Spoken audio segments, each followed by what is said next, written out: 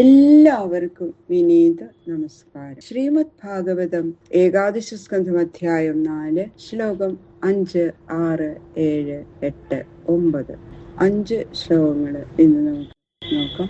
അവതാരത്തിന്റെ ഗുണകർമ്മങ്ങളും സ്വരൂപ വിശേഷമൊക്കെ 2 ശ്ലോകങ്ങൾ കൊണ്ട് വിവരിക്കുകയാണ്. ഓം നമോ ഭഗവതേ വാസുദേവായ. ഓം നമോ ഭഗവതേ വാസുദേവായ. ഓം നമോ ഭഗവതേ വാസുദേവായ. കൃഷ്ണായ വാസുദേവായ ഹരയേ പരമാത്മനേ പ്രണതക്ലേശനാശായ ഗോവിന്ദായ നമോ നമഃ. ഓം നമോ ഭഗവതേ വാസുദേവായ. ശ്ലോകം 5. ആദാവഭൂശ്ര ശതധൃതിരജസാസ്യ സർഗേ വിഷ്ണുസ്ഥിതോ ക്രതുപദ ദ്വിജധർമ്മസേതു രുദ്രോപ്യയായ തമസാ പുരുഷഃ സാദ്യ ഇത്യുത്ഭവസ്ഥിതിലയാ സതതം പ്രജാസു. വിശേഷവിധി ഒന്നും കൂടാതെ സ്വസ്വരൂപേണ വിളങ്ങിക്കൊണ്ടിരിക്കുന്ന ഭഗവാൻ ശ്രീനാരായണൻ തന്നെ ഈ ലോകത്തെ സൃഷ്ടിക്കാൻ വേണ്ടി ആദിയിൽ വ്യഷ്ടി സമഷ്ടി രൂപമായ ലോകത്തിന്റെ ഉൽപ്പത്തിക്ക് മുമ്പില് രജോ ഗുണത്തെ ഉപാധിയായി സ്വീകരിക്കാൻ ബ്രഹ്മാവായിട്ട് ഭവിച്ചു. ഭഗവാൻ ശ്രീനാരായണൻ രജോ ഗുണം സ്വീകരിച്ചിട്ട് ബ്രഹ്മാവായിട്ട് ഭവിച്ചു. രജോ ഗുണം പ്രവൃത്തി സ്വരൂപമാകയാൽ ഈ ലോകത്തിന്റെ സൃഷ്ടിക്ക് കർത്തൃത്വം വഹിച്ചു. നിർമ്മലമായ സത്വഗുണത്തെ അവലംബിച്ചിട്ട് വിഷ്ണുവായും ഭവിച്ചു. ധർമ്മത്തെ നിലനിർത്തുന്ന ഓരോവിധ കർമ്മങ്ങള് മുടക്കം കൂടാതെ നടത്താൻ ഉപകരിക്കുന്ന വിധത്തില് ഓരോരുത്തരുടെയും വാസനാബലങ്ങളെ ആസ്പദമാക്കിക്കൊണ്ട് വർണ്ണാശ്രമധർമ്മങ്ങൾ നിശ്ചയിച്ചു. ഇങ്ങനെ അവരവർക്ക് ഉചിതമായ വ്യാപാരങ്ങൾ നടത്തിക്കുകയും സമുചിത ഫലങ്ങൾ കൊടുക്കുകയും ചെയ്യുന്നതിൽ ഈശ്വരനായിരിക്കുന്ന ഭഗവാൻ ശ്രീ മഹാവിഷ്ണു ലോകത്തിന്റെ രക്ഷയ്ക്കും കർത്താവായിട്ട് ഭവിച്ചു. തമോ ഗുണത്തെ അംഗീകരിച്ചിട്ട് രുദ്രനായി ഭവിച്ചു. ആ ദേവൻ തന്നെ ലോകത്തിന്റെ സംഹാരത്തിനും കാരണമായി. ഇങ്ങനെ എല്ലാ കൽപ്പങ്ങളിലും പ്രജകൾ ജനിക്കുകയും ഇരിക്കുകയും നശിക്കുകയും ചെയ്യുന്നതിന് സത്വാദി ഗുണങ്ങളുടെ നിയന്താവായിരിക്കുന്ന യാതൊരു ഭഗവാൻ കാരണമായി ഭവിച്ചുവോ ബ്രഹ്മാ വിഷ്ണു രുദ്രസ്വരൂപനായിരിക്കുന്ന ആ ഭഗവാൻ തന്നെയാണ് ആദ്യനായ പുരുഷൻ. ധർമ്മസ്യ ദക്ഷദുഹിതര്യജനിഷ്ടമൂർത്തിയാം നാരായണോ നരഋഷി പ്രവര പ്രശാന്ത നൈഷ്കർമ്മ്യലക്ഷണമുവാച ചചാര കർമ്മ യോദ്യാപി ചാസ്ത ഋഷിവര്യ നിഷേവിതാംഘ്രി. പിന്നെ ധർമ്മന്റെ ഭാര്യയും ദക്ഷപ്രജാപതിയുടെ പുത്രിയുമായ മൂർത്തി എന്നു പേരായ ദേവിയിൽ നാരായണൻ എന്നും നരൻ എന്നും നാമധേയങ്ങളോടുകൂടി 2 മൂർത്തികളായി മഹാവിഷ്ണു അവതരിച്ച് മോക്ഷത്തെ നിരോധിക്കുന്ന കർമ്മങ്ങൾ നശിപ്പിക്കാൻ തക്ക നിഷ്കാമ കർമ്മങ്ങളുടെ ലക്ഷണം നാരദാദി മഹർഷിമാർക്കായിട്ട് ഉപദേശിച്ചു.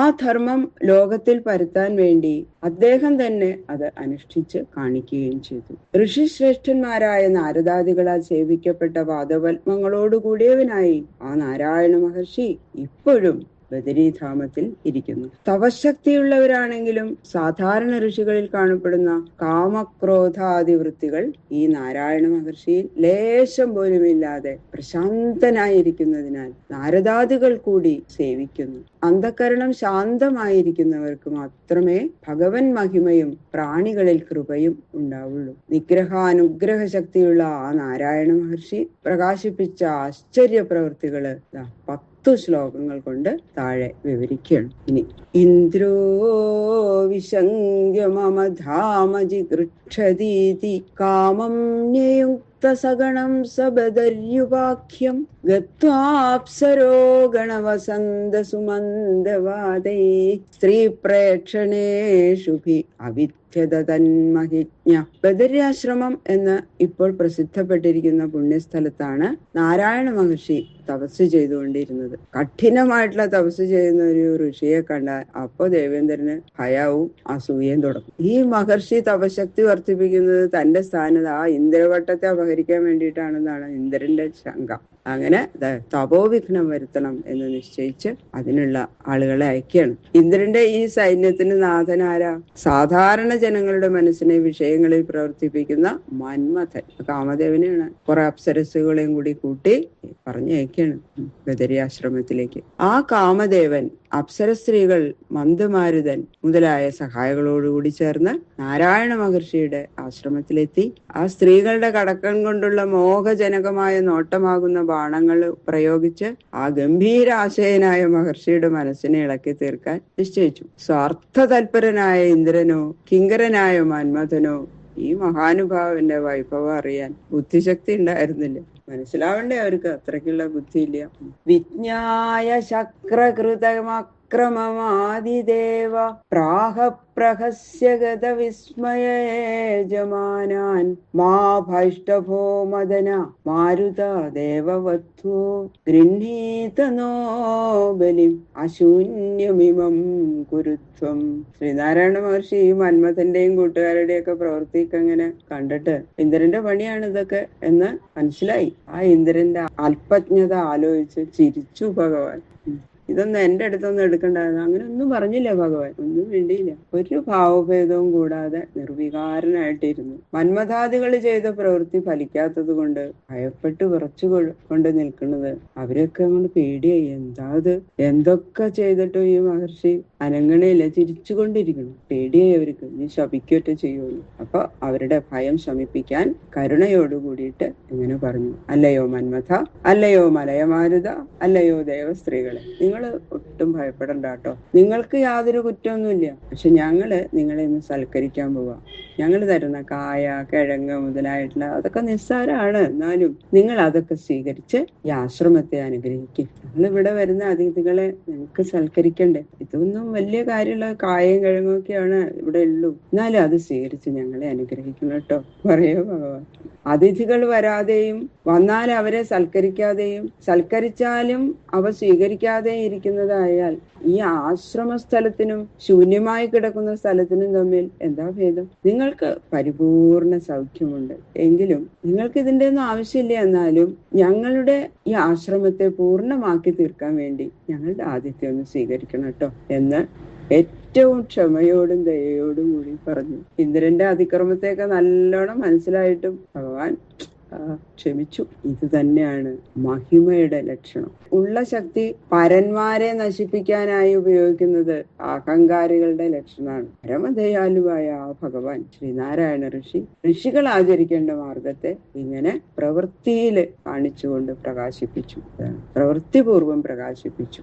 ഇത്തം ബ്രുവത്യഭയദേ നരദേവദേവ സവ്രീഡ നമ്രശിരസസകൃണം തമൂജു നൈതദ്വിഭോ ത്വയി പരേ വികൃതേ വിചിത്രം സ്വാരാമധീര നികരാനത പാദപത്മേ. അല്ലയോ രാജാവേ, ആ യോഗീശ്വരൻ പറയാണ്, മഹാന്മാർക്ക് ക്ഷമ തന്നെയാണ് ഭൂഷണം. തുച്ഛന്മാരിൽ പരാക്രമം കാണിക്കുന്നത് പരാക്രമത്തെ അപമാനിക്കുന്ന പോലെയാണെന്ന് അങ്ങേക്ക് അറിയാമല്ലോ. അഭയം നൽകുന്ന ഭഗവാൻ ശ്രീനാരായണൻ അങ്ങനെ മുകളിൽ കാണിച്ച വിധം പറഞ്ഞപ്പോ മന്മഥൻ മുതലായ ദേവന്മാര് കരുണാനിധിയായ ആ മഹർഷിയോട് ഇങ്ങനെ പറഞ്ഞു: അല്ലയോ മഹാനുഭാവനായുള്ളവനെ, തത്വം ധരിക്കാൻ സമർത്ഥനായ മഹാപുരുഷനായ അങ്ങേക്ക് ക്ഷമ തന്നെ യോഗ്യം. ഇങ്ങനെ അങ്ങ് ഈ ക്ഷമ പ്രകാശിപ്പിച്ചില്ല എങ്കിൽ ഞങ്ങളെ പോലെയുള്ള ബുദ്ധിഹീനന്മാരെ എങ്ങനെയാ നിർവഹിക്കുക? അങ്ങ് ഇത് ചെയ്തതിൽ ഒരു അത്ഭുതമില്ല. അപരാധം ചെയ്തവരിൽ കൂടി കരുണാമൃതം അങ്ങ് വർഷിച്ചത് അങ്ങയുടെ സഹജമായ മഹാത്മ്യത്തെ സൂചിപ്പിക്കുന്നതാണ്. കാമക്രോധാദി വൃത്തികൾക്ക് അങ്ങയുടെ മനസ്സിനെ വികൃതപ്പെടുത്തുവാൻ ലേശവും ശക്തിയില്ല. എന്തുകൊണ്ടെന്നാൽ അങ്ങ് അവിദ്യയിൽ നിന്ന് ദൂരെ ഇരിക്കുന്നു. അജ്ഞാനമുള്ളവർക്ക് മാത്രമേ വൃത്തികളുടെ ബാധ ഉണ്ടാവുള്ളൂ. ജ്ഞാനസ്വരൂപനായ അങ്ങയെ അവിദ്യാകാര്യങ്ങളായ വൃത്തികൾക്ക് ഇളക്കി തീർക്കാൻ സാധിക്കില്ല. ആത്മാനന്ദത്തെ അനുഭവിച്ചുകൊണ്ടിരിക്കുന്ന മഹാധീരന്മാർ കൂടി അങ്ങയുടെ പാദപത്മങ്ങളെ വണങ്ങിക്കൊണ്ടിരിക്കുന്നുവല്ലോ. അതിനാൽ അവരെയും കാമാദികൾ ബാധിക്കുന്നില്ല. അങ്ങയെ ഭജിക്കുന്നവർ കൂടി കാമാദിവൃത്തികളെ ജയിച്ചവരായിരിക്കുന്ന അവസ്ഥയ്ക്ക് അങ്ങയുടെ കഥ പിന്നെ പറയണം. അതിനാൽ ശുദ്ധ ജ്ഞാനസ്വരൂപനായ അങ്ങ് ഞങ്ങളുടെ നേരെ കാണിച്ച ഈ കാരുണ്യം അങ്ങയുടെ സഹജ ധർമ്മം തന്നെയാണ് എന്ന് അവര് പറയാണ് നാരായണ മഹർഷിയോട്. ബാക്കിയുള്ള ശ്ലോകങ്ങള് നാളെ നോക്കാം. സർവത്ര ഗോവിന്ദ നാമ സങ്കീർത്തനം ഗോവിന്ദ ഗോവിന്ദ ഗോവിന്ദ.